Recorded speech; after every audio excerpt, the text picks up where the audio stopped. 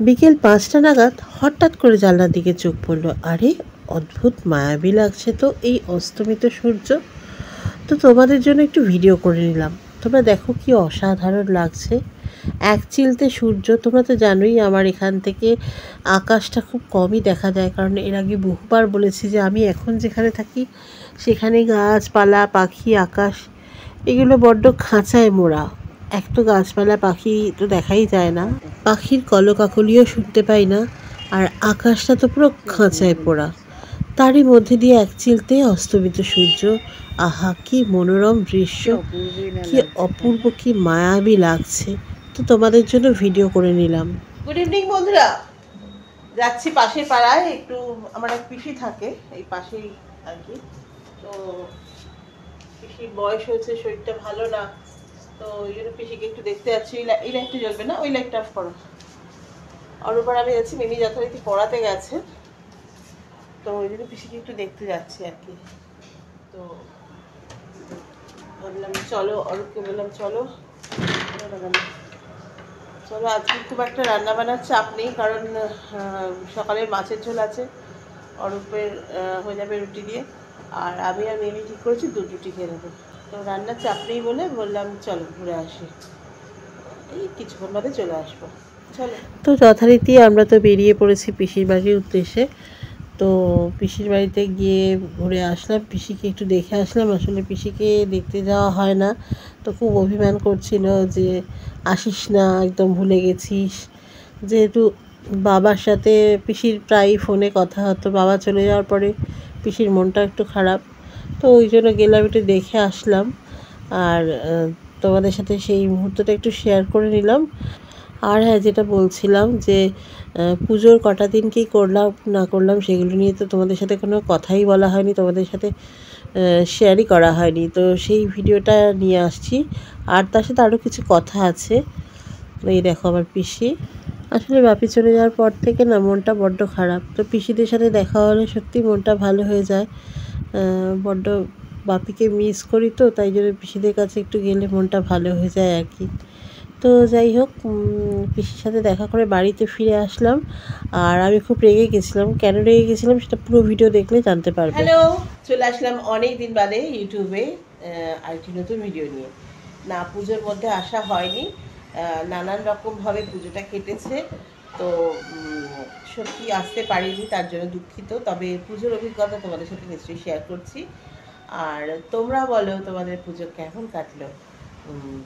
আমার ভালোই মন্দই সব মিলিয়ে কেটেছে।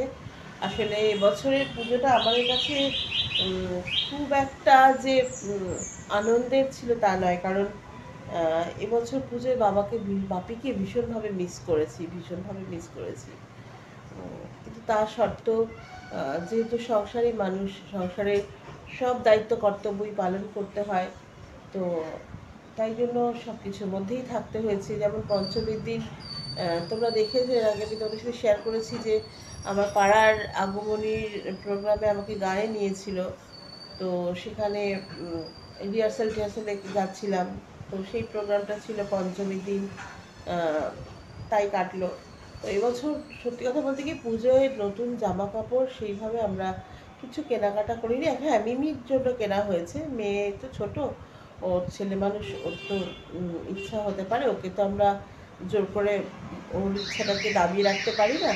তবে আমরা মানসিকভাবে তো এবারে প্রথমত আমাদের কালা ওষুধ, তারপরে পুজো আমাদের মানে যে শাশুড়ি মা চলে গেলেন, বাপি চলে গেল, এতে করে কিন্তু আমাদের অনেক নতুন জামা কাপড় মানে পেয়েছি, সেগুলো সব রয়েছে, কিন্তু পুজোয় কোনো নতুন কিছু ভাঙিনি।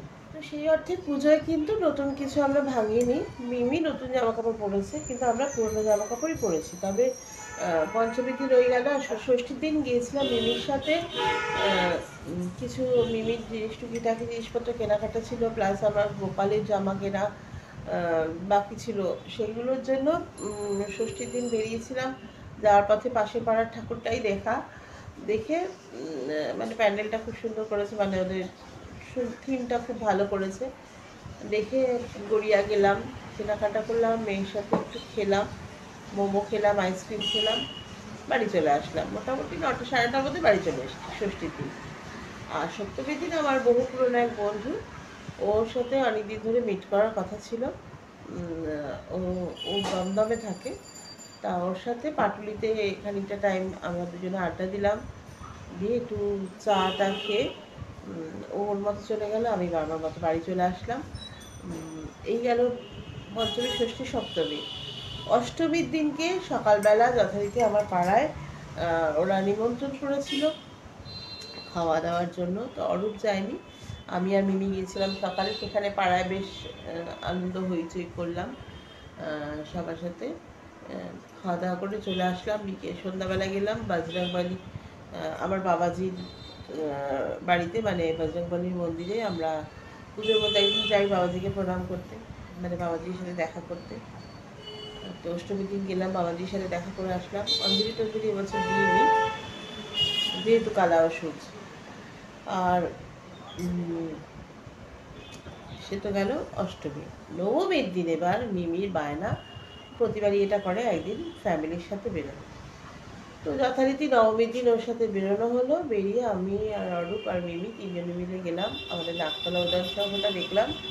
দেখে তারপরে একটু টুকিটাকি আইসক্রিম খেলাম, আমরা কী খেলাম জানি, কাবাব খেলাম, ফুচকা খেলাম, এসব টুকটাক খেয়ে বাড়ি চলে এসেছি। এমনি মিমি কদিন ওর বন্ধুদের সাথে বেরিয়েছে, কিন্তু তবুও একদিন আমাদের সাথে বেরোবেই। তাই জন্য নবমীর দিনের সাথে ওইটুকুনি শুরু, ওই নাকতলা উদয়ন সংঘ। প্রত্যেক দিনই আমি আর আরও আমাদের আগের যে পুরোনো মানে জামা কাপড়, যেটা একদম ভালোই নতুনের মতন, সেইগুলোই পরেছি, নতুন কিছু ভাঙিনি। মিমি নতুন জামা কাপড় পরেছে, হয়ে গেল। আর দশমীর দিন ঘরে বসে বসে আমার বাড়ির সামনে দিয়ে প্রচুর মানে প্রতিমা নিরঞ্জনের প্রসেশন গেছে, সেগুলো দেখেছি। এইভাবে কেটে গেল পুজো। আর লক্ষ্মী পুজো আমাদের এবারে খুবই ছোট করে হয়েছে। তার মধ্যে লক্ষ্মী পুজোর আগের দিন আমার ভীষণ কাছের একজন মানুষ চলে গেলেন, আমার এক জেঠিমা, যার কাছে আমি অনেকদিন গান শিখেছি। তার জন্য মনটা খুব একটা ভালো ছিল না। আর এবছর তো এমনি ছোটো করে পুজো করারই ছিল। এই গেল আমার পুজো, তোমাদের সাথে শেয়ার করলাম। তোমাদের পুজো কেমন কাটলো সেটা অবশ্যই কমেন্ট করে জানিও। আর হ্যাঁ, সেটা হচ্ছে যে আমি খুব রেগে গেছি আজকে, ভীষণ ভয়ঙ্কর রেগে গেছি। কেন রেগে গেছি চলো পুরো ভিডিওটা দেখতে থাকো। দেখো, কালী পুজো ভাইফোঁটা না যাওয়া পর্যন্ত কিন্তু পুজোর আমেজটা ঠিক কাটে না, তাই না? তো যাই হোক, ফ্রিজে একটু ময়দা মাখা ছিল, আর মিমির একটু লুচি খেতে ইচ্ছে হয়েছিল, তাই জন্য সকালবেলা ফুলকো ফুলকো লুচি বানিয়ে ফেলেছিলাম। এরপরে শোনো কি হলো। দেখি শম্পা যে হেভি খেপে রয়েছে, কেন কি করছে, কেন খেপে রয়েছে, আর এখানে কি করছে একটু দেখে নি। কি করছো?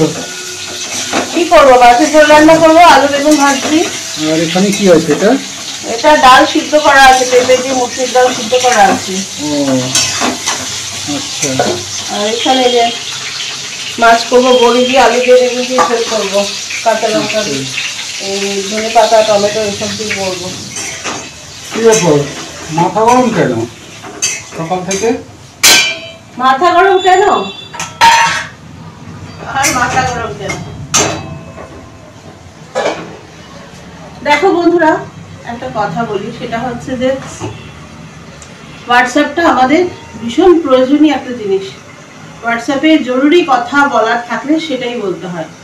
অকারণ হোয়াটসঅ্যাপে, অন্তত যারা আমাদের মতো সোশ্যাল মিডিয়ায় কাজ করে, তাদের হোয়াটসঅ্যাপে ভিডিও ছবি পাঠানোটা, এটা নিজেদের একটু ভাবা উচিত। কারণ এত প্রোফাইল ভর্তি হয়ে থাকে আমাদের ছবি আর ভিডিওতে, তারপরে যদি হোয়াটসঅ্যাপে গাদা গাদা এই কালী দুর্গাপুজো, এই লক্ষ্মী পুজো, তার শুভেচ্ছা, প্রতিদিন good morning, good night, good afternoon, এগুলো যদি কন্টিনিউ ঢুকতে থাকে, ভাবো সেই সাথে ভিডিও, কে কোথায় কত সুন্দর সুন্দর ভিডিও করেছে, সে ঠিক আছে, তোমার ইচ্ছা, তুমি ফেসবুকে দাও না, আমিও দেখতে পাবো, সবাই দেখতে পাবে, ফেসবুকে তো সবাই আছে, ফেসবুকে দাও, সবাই দেখতে পাবে, কেন হোয়াটসঅ্যাপে দিচ্ছ?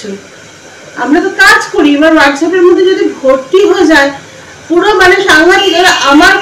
আমার কম দামি মোবাইল বলে নয়, যার দামি মোবাইল তারও সমস্যা হবে, প্রচন্ড ভাবে। আমার ফোন হ্যাং করে গেছে, কিচ্ছু আমি এডিট করতে পারছি না, এডিট করছি তো এক্সপোর্ট করতে পারছি না, মানে ভয়ঙ্কর একটা সকালবেলা মাথা খারাপ করা অবস্থা। এদিকে আমার সকালে ভিডিওটা দিতে হবে, সেই সকালে ভিডিওটা পোস্ট করতে কত বেলা হয়ে গেল। এমনি দুদিন ধরে একটা টেকনিক্যাল ইস্যু চলছিল ফেসবুকে, জানি না কি একটা ভিডিও সেই পরশুদিন আমি পোস্ট করেছি, এটা এখনো দেখাচ্ছে যে কপিরাইট স্ক্যান হচ্ছে, কি হচ্ছে আমি জানি না। হ্যাঁ, একটা এরকম সমস্যা হচ্ছে, তার মধ্যে যদি আমার কাজটুকু আমি যেটা আমার আয়ত্তের মধ্যে আছে, আমার গ্রিপের মধ্যে আছে, সেইটুকু যদি আমি ঠিকঠাক করে না করতে পারি তখন খারাপ লাগে না বলো? এটা তো বোঝা উচিত না। কিছু মানুষ তো বুঝতেই চায় না, কিছু মানুষ এত অবুঝ হয় না যে তাদেরকে আর সত্যি কিছু বলবার নেই। হ্যাঁ, আমার কাজের সাথে আমি কোনো কম্প্রোমাইজ না, জানো তো। আমার সাথে আমার ভীষণ ভীষণ পরিচিত কিছু মানুষ, ভীষণ যাদের সাথে একটা মানে খুব ভালো রিলেশন, কিছু বাজে কথা বলাতে তাদের সাথে আমি রিলেশন জাস্ট অফ করে দিয়েছি, কারণ এটা আমার কাজ।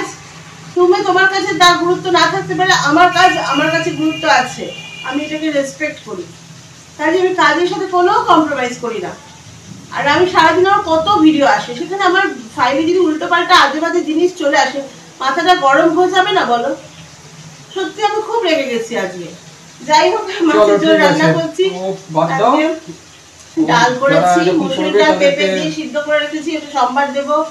মাছের তেল কালকে মাছের সাথে একটু ভালো ফ্রেশ তেল দিয়েছিল, সেটাকে আলু দিয়ে পেঁয়াজ রসুন দিয়ে সুন্দর করে একটা মাখা মাখা করে করেছি। আর এখানে বেগুন আলু দিয়ে মিক্স করে নিই। আমি একটু রেগে গেছিলাম সকালে, কিছু মনে করো না। আর আজকে চলো কি কি রান্না হলো তোমাদের সাথে শেয়ার করে নিই, থাকো। চলো দেখে নাও। এই হাঁড়ির ঢাকনাটা অনেক পুরনো, হ্যাঁ, এই জন্য একটু এরকম হয়ে গেছে, ইগনোর করো। এখানে আছে আলু সিদ্ধ, মানে জিরে ভাজা শুকনো লঙ্কা ভাজা দিয়ে মাখা হয়েছে।